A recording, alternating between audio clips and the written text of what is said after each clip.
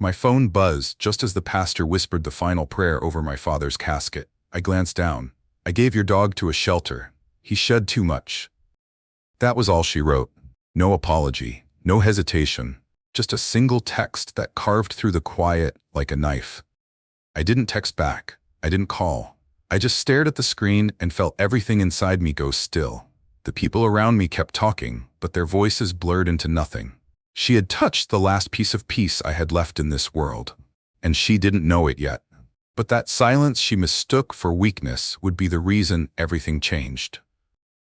"Hello, my friend. Thank you for being here with me today. It means more than you can imagine. This is a place where I share the stories I once kept quiet, the ones that still echo in the corners of my memory." So before we begin, tell me in the comments, has anyone ever dismissed you because of your age? I'd love to hear your story too. When people saw us together, they thought we were the picture of a quiet, steady life, an older man who had found a bit of light again after loss, and a younger woman who smiled easily and wrapped her arms around me like she was holding something precious. They didn't see the cracks, not yet. They only saw the way she laughed at my jokes, the way she slipped her hand into mine at family gatherings, how she made sure to sit close and smile when neighbors passed by. Everyone believed she adored me. They said I was lucky to have someone so attentive, so gentle, someone who made the house sound alive again, and I'll admit, I believed it too for a while. My children liked her at first, though they watched her carefully. They said she seemed kind but careful. Isn't suspicion, it's instinct. My late wife had left behind a home filled with quiet rituals, and this woman stepped into it as if it were hers. Softly at first, sweetly, never rushing, she remembered names, made casseroles, told everyone how happy she was to be part of a family again. And the neighbors, they loved her. They'd wave from their porches when we took my dog for walks. They called us the couple that still held hands, and she liked that image. She held on to it like a prize. But behind closed doors, the warmth was different. It was measured. It was about control. She didn't talk about love. She talked about rearranging, about changing little things that belonged to the life I built with my wife. She spoke softly, but her words left marks. Not loud ones, quiet ones, like moving a picture frame without asking, like deciding the dog should stay out of the bedroom because of hair on the sheets, like reminding me in little ways that what I had was no longer just mine. And I wanted to believe it was love, because the world outside saw us as perfect. But under that pretty layer, something was quietly shifting, and I could feel it even when I didn't want to. Long before she ever walked into my life, everything I held on to had been built with calloused hands and quiet loyalty, not just the house, but what the house carried inside it. Every brick, every porch board, every fading photo on the wall told a story. I bought this place with my wife when we were still young, and it wasn't much back then, just a plain old house with uneven floors. But to us, it was everything. I worked double shifts, missed holidays, spent winters out in the cold just so the mortgage would get paid. She built a garden out back and said, one day this would be where peace lived. She was right. When she got sick, that same house became our whole world. The kitchen table where we ate, the armchair by the window where she read her favorite books, the narrow hallway where the dog would wait for her at the exact same spot every night. That dog wasn't just a pet. He was her companion through every storm, through every chemo session, through every sleepless night. When she passed, the house didn't feel empty because of the dog. It felt like a heartbeat was still inside it. Every morning he'd lay beside the chair she used to sit in, like he was keeping her spirit close. I could have sold this place. I could have left the pain behind. But I didn't. I stayed because it wasn't just a house, it was a promise. And when my fiancée moved in, I thought she understood that. I told her about the chair, about the garden, about the dog. I told her this home was built on sacrifice, not convenience. She nodded, said she respected that. But words are easy when you haven't been tested. I held on to this place through grief, through loneliness, through long winters. She couldn't hold on to patience through a little dog hair on the couch. That's what betrayal does. It doesn't scream. It quietly steps on everything you've bled to protect. It happened on a quiet Sunday morning. The kind of morning where the sunlight slips in through the curtains, soft and golden, The kind of morning my late wife would have loved. I was sitting in the kitchen, drinking my coffee, and my dog was curled up at my feet like he always was. She walked in, still in her robe, hair pulled back, and without even saying good morning, she wrinkled her nose like something around her disgusted her. She looked down at him and said, "Honestly, it smells like a kennel in here. I don't know how you lived like this before me." She said it like she was talking about something dirty, like he wasn't the same dog that used to rest his head on my wife's lap when the pain hit her hardest. She said it like she didn't care what that little heartbeat meant to me. I smiled faintly, the kind of smile you give when you don't want to start a fight before breakfast. But inside, something in me shifted. A small sting, sharp enough to draw blood, but hidden deep enough no one else could see it.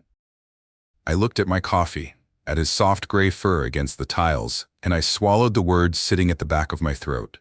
She laughed lightly, as if it were a joke, and walked away humming to herself, but I didn't forget that moment. It burned itself into me, the tone she used, the way she didn't even look at me after saying it. One sentence, thrown carelessly into the morning air, and it cracked something that had held firm for years. I told myself it was just a bad mood. I told myself not to make it bigger than it was. But I remembered every word, every look, because sometimes betrayal doesn't arrive with a scream. It whispers and waits. The thing about betrayal is that it doesn't usually come all at once. It shows itself in pieces, like someone testing the strength of a fence, pressing one board at a time until they find the weak spot. That first sting didn't stand alone. It was followed by small moments that piled up like quiet stones on my chest. One evening at dinner, with my daughter and her boys at the table, she laughed and said, "Once we get the house properly fixed up, it'll finally feel like mine." She didn't even glance at me when she said it. My daughter's fork froze mid-air. Everyone forced a polite smile, but I caught the flicker in their eyes. This wasn't just a slip of the tongue. She meant it. Another night, she stood in the hallway, running her hand along the framed photos of my late wife, the ones I never moved. She tilted her head and said softly, "Maybe it's time to let go of the past. All these things make the house feel stuck." She said it like she was doing me a favor, like the woman in those frames was just decoration and not the love that shaped my entire life. She started locking the dog out of the living room when I wasn't home, leaving him pacing behind a closed door. She rearranged furniture without asking. She began calling the house our investment instead of my home. And when she talked about the future, she said we would make changes, we would decide. But it was never really we. It was always her pushing and me watching pieces of my world shift just enough to keep me off balance. I didn't confront her, I just watched. Because silence, when it's steady, can be sharper than any argument. But make no mistake, every moment she crossed another line, I felt it. And I was keeping count. It's strange how the air in a house changes when someone starts hiding things. It gets heavier, quieter in the wrong ways, like every room is holding its breath. That's how it started. Not with something big, but with little shifts that most people wouldn't notice. But I've lived long enough to know when someone's walking in two shadows at once. I began finding things out of place. The lease agreement that used to sit in my desk drawer was suddenly tucked between magazines in the living room. A spare house key I'd kept hidden for years was missing, then returned 2 days later. When I asked about it, she laughed, said she'd just needed to feel safe, but her eyes never quite met mine when she said it. One night I walked in from the porch a little earlier than usual. She was in the kitchen, whispering into her phone. Her voice was low, careful, but not careful enough. I caught the words, "His name's still on everything," and "just a matter of time." When she saw me, she jumped, smiled too fast, and asked me about dinner like nothing had happened. I started noticing unopened letters moved around on the table. Property tax envelopes shifted just enough to show they'd been touched. I hadn't told her where the will was, but I found the lockbox on the shelf angled differently than I'd left it. Every time I asked something simple, she had an answer ready, a little too polished. A laugh that didn't quite land. A hand that fidgeted with her sleeve. She thought I wasn't paying attention. She thought my silence meant blindness. But I was raised by a man who taught me to listen to what's missing between people's words. And all around me, there were gaps in her story wide enough to drive a truck through. I didn't know what she was planning yet, but I knew something was coming. Something ugly. I wasn't looking for proof that night. I was just tired. Tired of second-guessing the feeling sitting in my gut. Tired of pretending not to see what she thought she was hiding so well. It was late, past midnight, and the house was quiet except for the steady hum of the refrigerator and my dog's slow breathing against the floor. I opened the drawer in the study to grab a flashlight, and that's when I saw it. A folder that didn't belong to me. A folder I had never put there. Inside was a printed copy of my property documents and a half-completed transfer form with her handwriting all over it. Neat, careful, like she'd been rehearsing a move she wasn't ready to make yet. Right on top was a sticky note in her looping script. Once it's in both names, everything gets easier. And it wasn't just the papers. Tucked behind them was a page she must have printed from a lawyer's website, marked up with her pen, circling terms like common law partner rights, joint ownership, and eviction clause exceptions. She wasn't planning on asking me. She was planning on taking root. Then came the message I wasn't supposed to hear. I stepped into the hallway, and her voice drifted faintly from the back room, too soft to be confident, but clear enough for a man who's learned to listen. He's attached to that dog more than anything. Once it's gone, the rest will be easier. I stood there in the dark, not moving, not breathing. And in that moment, everything snapped into place. The way she touched the house like she owned it, the way she spoke about our future like I didn't exist. I didn't confront her. I didn't slam a door. I just quietly slid the folder into the locked cabinet behind my desk, turned the key, and tucked it into my pocket. Proof doesn't need noise to be powerful. Sometimes the strongest move is silence. And she didn't know it yet, but I had just begun to build my case. My hand was still on that cabinet key, the weight of everything I'd just uncovered, sitting heavy in my chest. And I remember thinking, this was the kind of moment that splits a life in two, before and after, trust and truth, silence and storm. So tell me, what would you have done if you found proof like that? Would you have stayed silent and waited, or confronted them right then and there? I want to know in the comments, because moments like this show who we really are. It all came to a head at Sunday dinner. Not just any dinner. This was the kind where family gathered like they always had, where my late wife's recipe for roast sat steaming in the middle of the table, where laughter usually filled the space between every bite. But that night, something different hung in the air. She came in dressed sharp, shoulders squared, like someone walking into a fight they thought they'd already won. She waited until the plates were full, until everyone was sitting, until my grandson passed me the mashed potatoes with his usual grin. That's when she cleared her throat and said, "I've been thinking a lot about what's fair. About how the house should really be shared. I mean, we live here together. It only makes sense." My daughter's fork froze again, just like the first time she'd hinted at this. My son leaned back in his chair, eyes narrowing, reading between the lines faster than most. She kept talking, her words smooth, practiced, like someone who'd rehearsed every line in front of a mirror. "It's not about taking anything," she added sweetly. "It's about building a future, together." Then she looked straight at me. "And maybe it's time to make it official, to transfer some of the paperwork." She said it like a suggestion, but her voice had no softness left in it.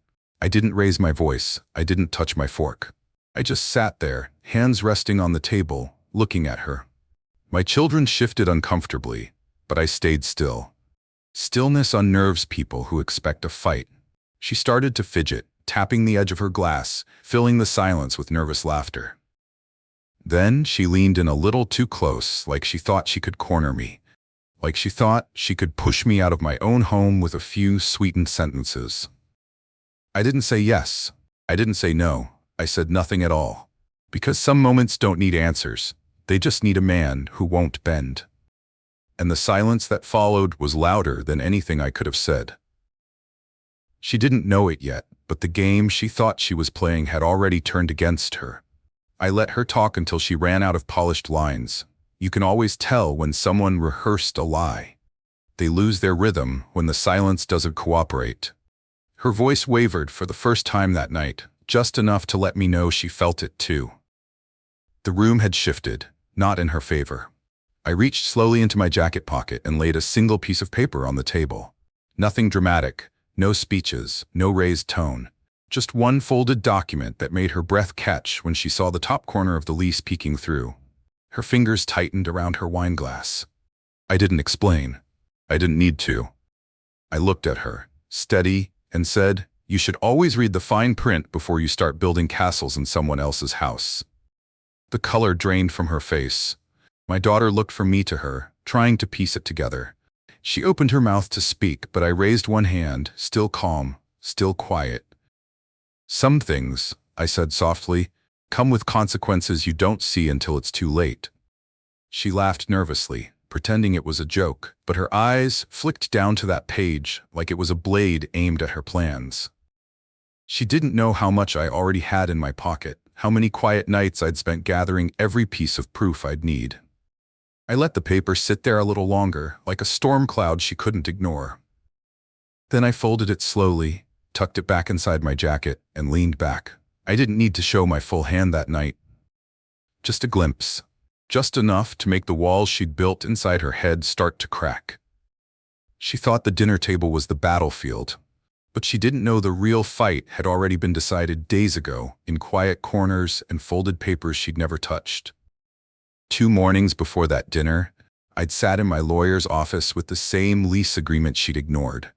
We went over every line, every clause, and I made sure everything was airtight.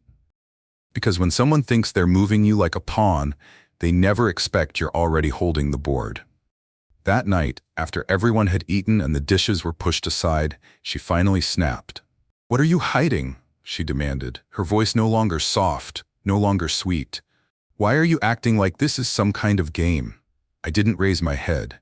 I reached into the same pocket where I'd kept that folded page. But this time, it wasn't just the lease. It was the sheriff's notice, the eviction. Legal, signed, sealed. I placed it in front of her like it weighed 1,000 pounds. "This," I said quietly, "is what happens when you break the only rule you should have respected." She blinked fast, her lips parting, but no words coming out. She grabbed the paper with shaking fingers, reading line after line, and I watched her face drain of every bit of confidence she'd ever faked. She'd signed that lease herself. She'd agreed to every line. And when she dumped my dog, she violated the one clause that couldn't be undone. She whispered, "You can't do this to me." I looked her straight in the eye and said, "I didn't do anything. You did." Her chair scraped against the floor as she pushed back, trembling now, voice cracking. She tried to talk her way out of it, tried to play soft again, but the papers on the table didn't care about soft. They didn't bend to tears. She wasn't losing because I was cruel. She was losing because greed never sees the trap until it snaps shut. And in that moment, it snapped clean. The room fell silent the moment she finished reading. You could hear the clock ticking above the mantel like it was keeping score.